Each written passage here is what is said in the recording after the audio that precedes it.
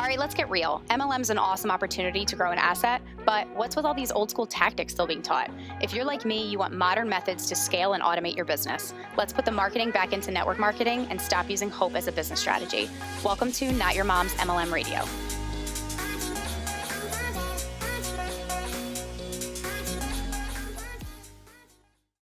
What's up? What's up? What's going on, everyone? Welcome to another episode of Not Your Mom's MLM Radio. I'm your host, Jennifer Powers. It is so nice to be back with you guys.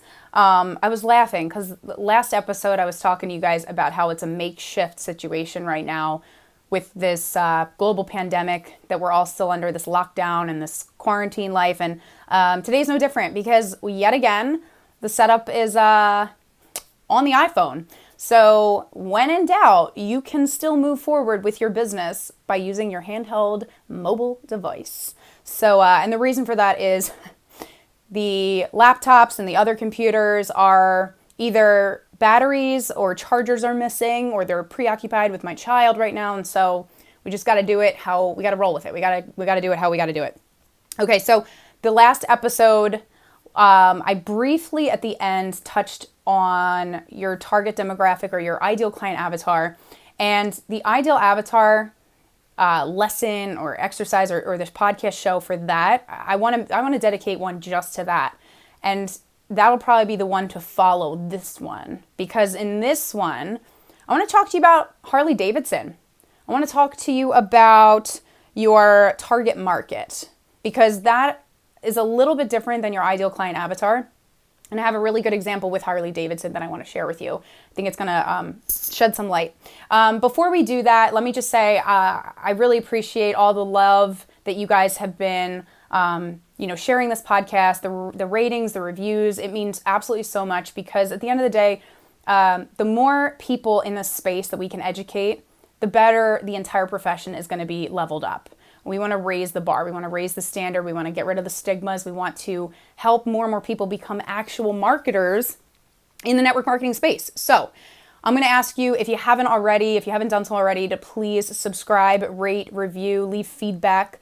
It's great for me, but it's also great. It will get the word out there better to other people so that they can know about this podcast. And then also, if you haven't done so already, if you want to go to notyourmomsmlm.com, you can grab yourself a free copy of this book, Network Marketing Secrets. Guys, this book changed everything for me, changed the entire, just everything about my business. And it's free right now. At the time of this podcast right now, it is free. I do not know how late in the future you'll be watching this episode. It may or may not be free at that point. I doubt so.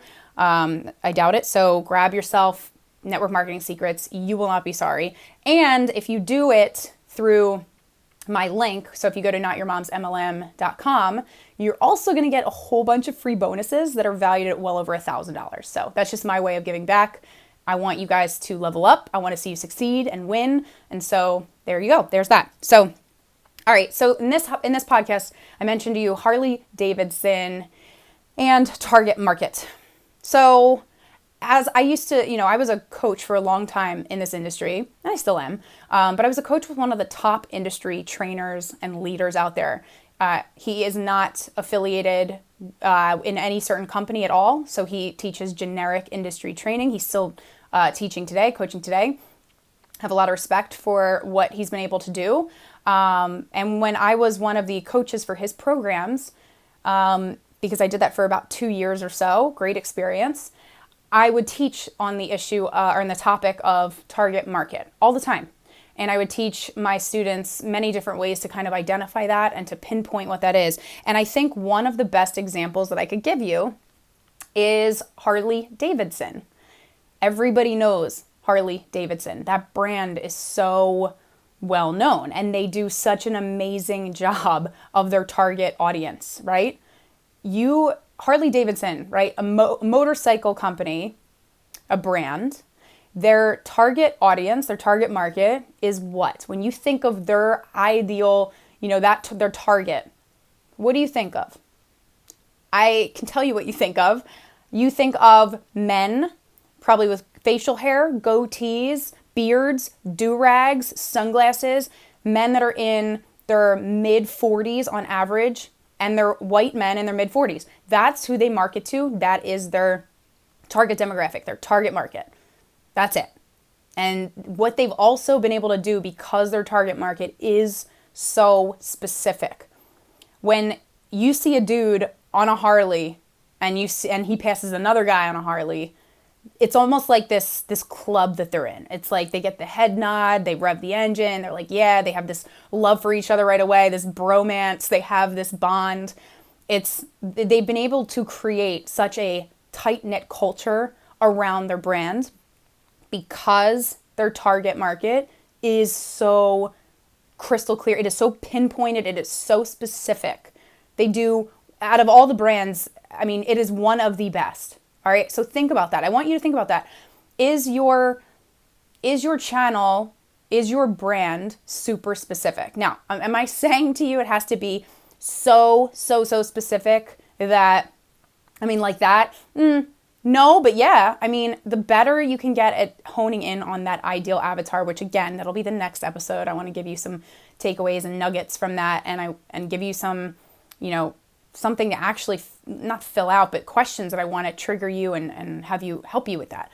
But in this episode, I really want you to start to think of yourself as a brand, and who are you marketing to? Who's your brand marketing to?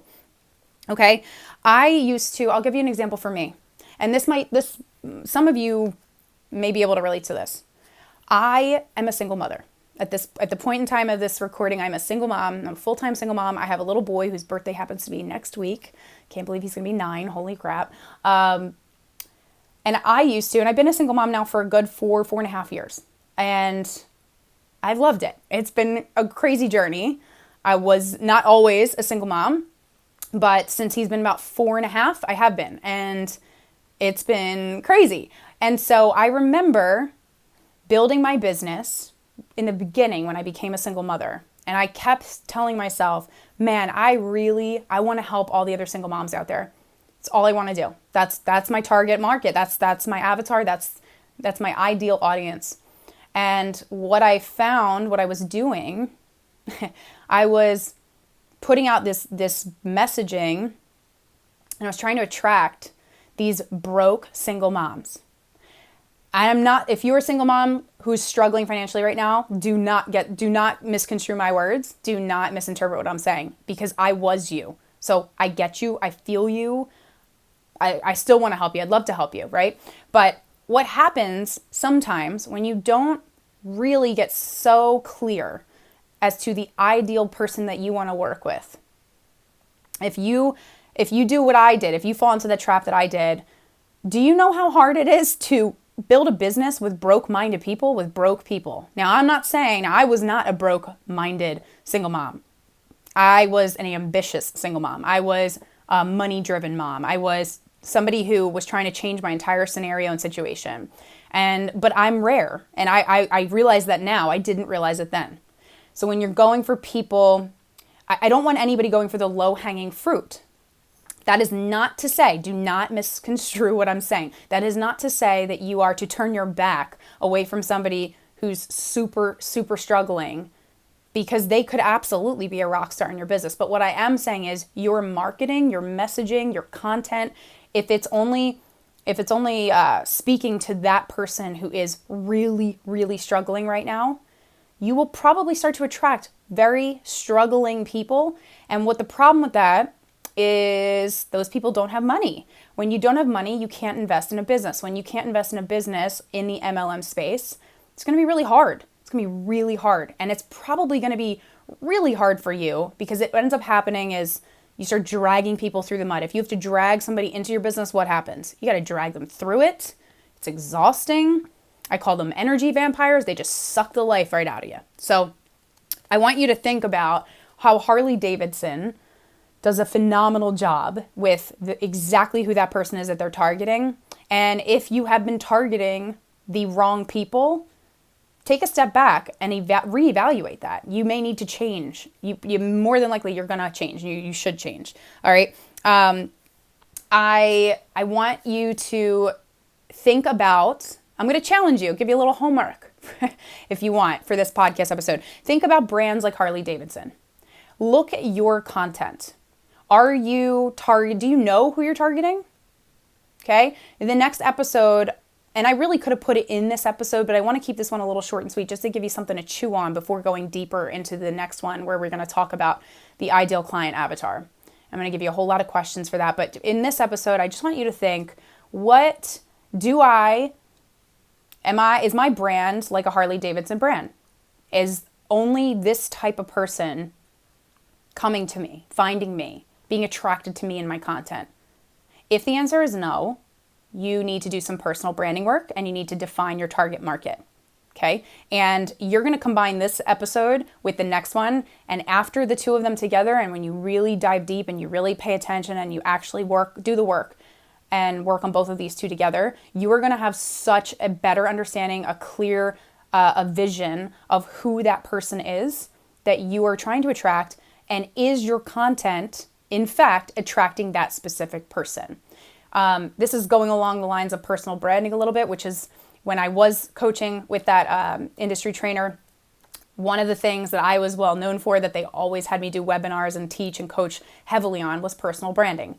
And I could do an entire episode just on that because my background is communications, web design, graphic design. So the artsy side of me is all about it and personal branding. But throughout this process of entrepreneurship, throughout my career in the network marketing space, personal branding took on a whole new life and a whole new meaning for me. And it's less and less about logos and colors and, looks and feels. And it's so much more about there's certain questions that you should ask yourself to know and be able to identify what your personal brand is.